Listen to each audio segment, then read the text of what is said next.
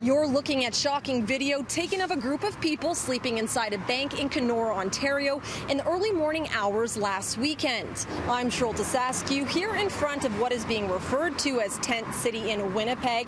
Both the people here and in the video you just watched are examples of how homelessness is growing across Canada, which one local organization says is due to an increase in addiction and mental health issues. 3 a.m. Saturday morning, a Kenora woman stops at a bank to get money for a cab ride home.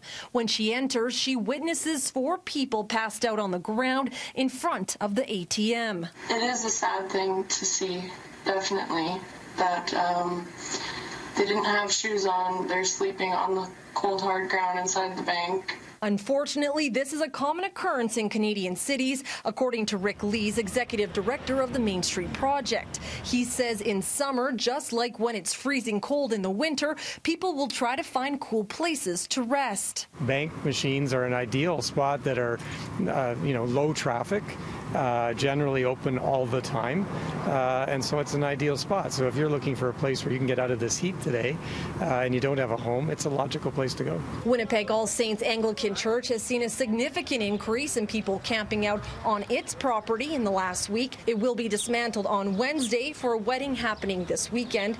Lee says homelessness is becoming a growing issue across the country for 2 reasons. I think homelessness is growing as a product of mental health and addiction, and as more and more people are being addicted to meth and some of these pretty insidious drugs, poverty and homelessness are an outcome of that. So I think we're certainly seeing more of that in this city, and I can say across Canada there has been an increase. Keisha Hopkins, who took this video, grew up in Kenora and still lives there. She says the homeless population has increased in her city and feels there's not a lot of options when it comes to shelters for those living on the streets.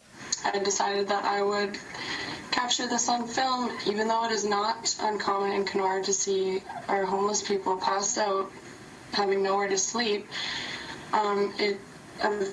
Sharing a video does bring awareness to it in our community, and I hope that something positive can be done about it, because it's not a place for our homeless people to be sleeping inside of a bank. It's just not.